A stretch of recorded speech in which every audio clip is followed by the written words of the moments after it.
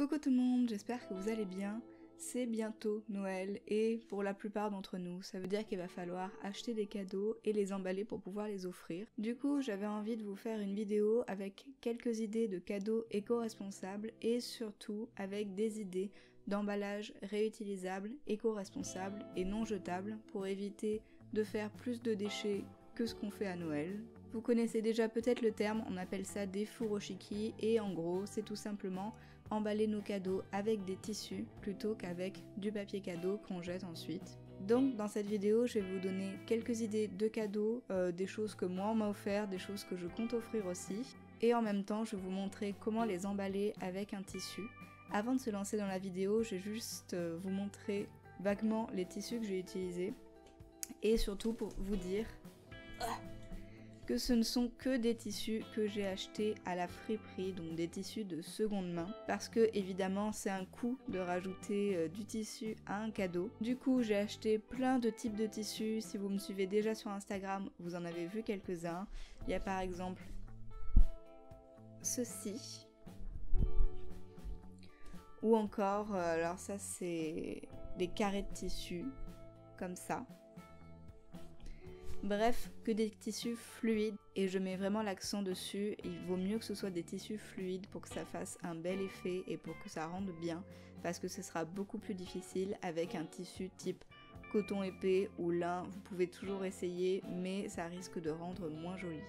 L'intérêt d'utiliser du tissu pour emballer ces cadeaux, évidemment c'est dans un intérêt éco-responsable, mais il faut aussi considérer que du coup ce tissu que vous rajoutez, ce sera également un cadeau. Donc je vous conseille vraiment de choisir des jolis tissus qu'on peut réutiliser, que ce soit pour faire des accessoires, pour faire des torchons, ou même de la couture pour les personnes qui, dans votre entourage, font peut-être de la couture. Les miens, je les ai achetés à ma friperie préférée que vous connaissez déjà, Artex à Montpellier. Moi, ça m'a vraiment permis de trouver des tissus qui sont uniques, super jolis et qui plairont aux personnes à qui j'offre mes cadeaux.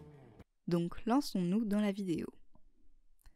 Le premier conseil cadeau que j'ai envie de vous donner, c'est de vraiment favoriser les petits créateurs. Vous suivez probablement des personnes sur Instagram ou sur les réseaux sociaux qui vendent par exemple leurs livres et Noël, c'est vraiment le moment de les soutenir tout en faisant plaisir à vos proches. Vous avez en France tout simplement La Petite Okara et son livre de soupe, Azélis de Rose Citron qui vient de sortir un e-book et vous suivez probablement plein d'autres créateurs et créatrices qui proposent du contenu vraiment génial. Donc on va commencer par emballer ce livre.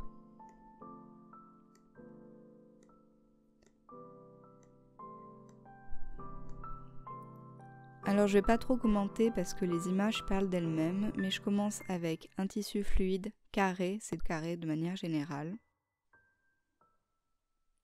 Je pose le livre au milieu, donc les angles sont sur chaque longueur du livre. Et je rabats au milieu un des angles tout en le pliant pour que ça fasse un bord plat. Ce qui est bien avec les furoshiki, c'est que c'est vraiment facile de se reprendre. Il n'y a pas de pli, le papier ne casse pas, donc vous pouvez vous y reprendre autant de fois que vous voulez. Je fais pareil en haut, je plie et je rabats. Puis sur les bords, je rabats légèrement le tissu pour donner un rendu plus net ensuite, un peu comme avec du papier cadeau.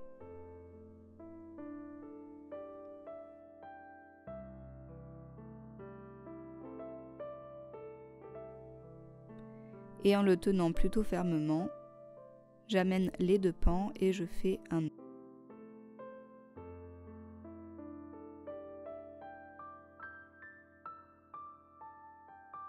Je fais un deuxième nœud pour bien sécuriser le cadeau et puis après, avec les petits pans qui restent, on va créer une forme de nœud. On prend le morceau de tissu, on le replie sur lui-même et on le cale dans un nœud ou dans le pli du tissu, juste comme vous pouvez. On fait pareil avec le deuxième morceau de tissu.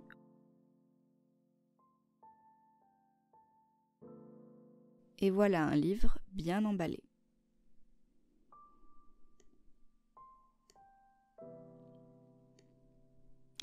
Ma deuxième idée de cadeau écolo, c'est de bien sûr créer soi-même le cadeau qu'on veut offrir. Que vous sachiez bricoler, faire des produits artisanaux ou que vous ayez la fibre artistique, vous pouvez faire quelque chose pour vos proches. Pourquoi pas un tableau si vous peignez par exemple, ou un chouchou fait main comme celui-là que j'ai fait avec une chute de tissu si vous savez un peu manier l'aiguille.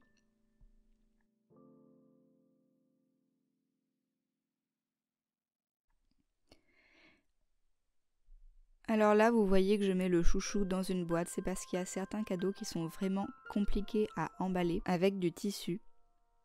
Du coup, je vous conseille de garder des boîtes que vous trouvez ou que vous avez chez vous pour pouvoir faire vos cadeaux. Et ça fait toujours une petite pochette après pour la personne à qui on offre. Donc je vais faire exactement le même procédé mais avec un tissu plus petit. Vous allez beaucoup mieux voir du coup.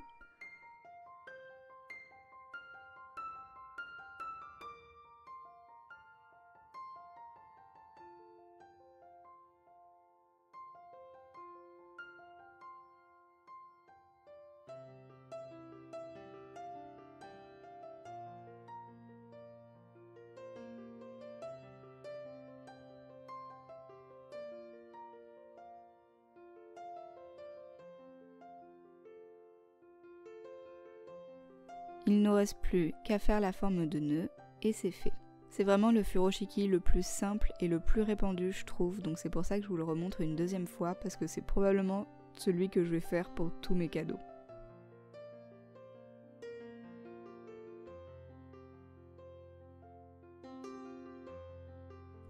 Peut-être que votre truc, c'est pas la couture, mais le tricot. Moi par exemple, ma sœur, elle m'a offert il y a un moment déjà ce châle qu'elle a tricoté elle-même. Donc pour ce genre d'objet, le plus simple, ça va être de le plier pour former un carré ou un rectangle.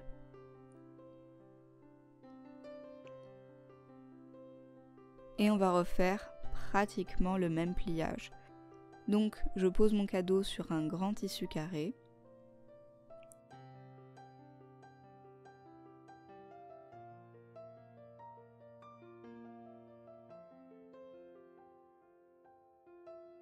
Au lieu de replier, on fait un premier nœud.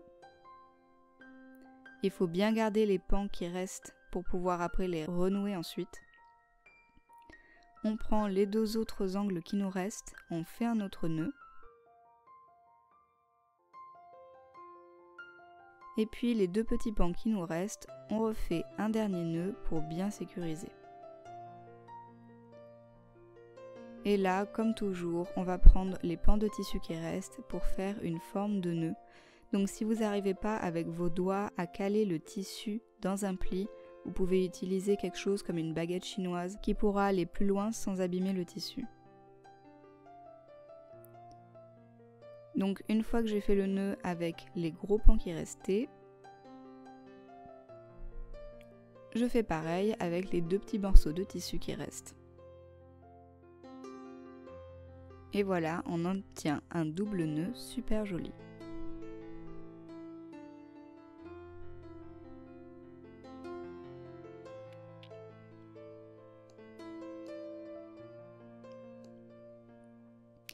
Pour ma troisième idée, je ne peux que vous encourager à acheter de seconde main. En particulier si un de vos proches veut un produit en particulier. Aujourd'hui, c'est très simple. Mon copain m'a par exemple offert ce sac qu'il a acheté sur Vinted, il est complètement neuf. Ça peut aussi être une bonne option si vous voulez offrir quelque chose à quelqu'un mais que vous ne savez pas trop quoi lui plairait. Par exemple, un beau livre relié qui a plusieurs dizaines d'années, comme celui-ci que j'ai acheté sur Le Bon Coin, ça fait toujours plaisir. Aujourd'hui, vous avez vraiment 1000 endroits où acheter de seconde main et vous devriez vraiment en profiter. Alors, je sais qu'il y a quelques personnes qui sont toujours allergiques à la seconde main, ou en tout cas qui ont peur d'offrir des choses de seconde main à des gens parce qu'on a peur qu'ils le prennent mal en général. Je sais pas pourquoi on se dit souvent qu'un article neuf a plus de valeur, parce qu'en fait on y met plus d'argent. Pour moi c'est vraiment l'intention qui compte, je préfère d'ailleurs vraiment qu'on m'achète de seconde main plutôt qu'on m'achète quelque chose de neuf, parce que ça correspond à mes valeurs. Mais après, si vous avez peur de la réaction des gens, j'ai envie de vous dire tout simplement, ne dites pas que c'est de seconde main. Après tout, tant que votre objet est neuf, qui plaît, je pense que c'est vraiment le principal, et ce qui compte, c'est pas d'où il vient. Pour cet emballage, je fais exactement la même chose que pour le châle, avec un tissu d'ailleurs qu'on m'a déjà offert en furoshiki, donc la boucle est bouclée. Et là, plutôt que de faire un double nœud, j'ai tout simplement laissé les pans sur le côté, mais c'est pareil, vous pouvez faire un double nœud pour bien finir le papier cadeau. La quatrième idée cadeau, c'est évidemment des choses consommables. Si vous avez des minimalistes dans votre vie et vous avez quand même envie de leur faire plaisir, je vous conseille vraiment de leur acheter quelque chose qu'on peut manger. Ici, je vais vous montrer comment emballer une bouteille de vin. Donc évidemment, c'est du vin vegan. Si vous ne le saviez pas, tous les vins ne sont pas vegan. Et cette gamme, elle se retrouve dans tous les supermarchés, donc ça peut être une super idée si vous avez un vegan dans votre vie. Cette bouteille, elle a vraiment été super compliquée à emballer. J'ai vraiment travaillé pas mal de temps pour essayer de trouver un joli pliage. Et en fait, on va faire un peu comme avec les deux premiers cadeaux que je vous ai montrés. Ici, on met pas la bouteille au milieu, on la met plutôt près de l'angle du haut. On plie l'angle du bas et on va recouvrir la bouteille avec. En haut, on plie l'angle et on le retrousse sur le goulot. J'aurais même dû le faire un peu plus long parce qu'à la fin c'était un peu juste. Mais comme je disais plus tôt, vous pouvez toujours le refaire si ça ne vous plaît pas au premier essai. Avec les deux pans qui restent, je rabats les bords.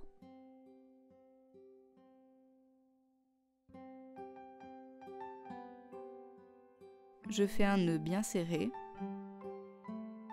Comme je vous disais, le tissu au-dessus commence à s'enfuir un petit peu, ça serait pas arrivé si je l'avais mis un peu plus bas, mais bon, ce n'est pas très grave.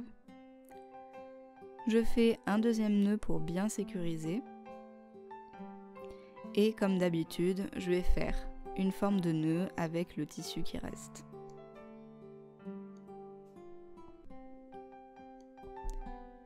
Pour le goulot de la bouteille, j'ai eu envie de l'habiller un peu plus, donc j'utilise un lien que je serre bien et je fais un nœud tout simple. Vous pouvez utiliser ce que vous voulez, un chouchou par exemple si vous voulez l'offrir, un lien que vous avez depuis un moment dont vous ne savez pas quoi faire.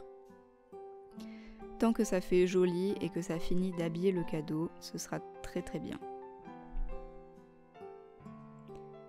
Et voilà notre bouteille bien emballée. L'avantage, c'est que cette bouteille, elle peut se tenir debout sous le sapin.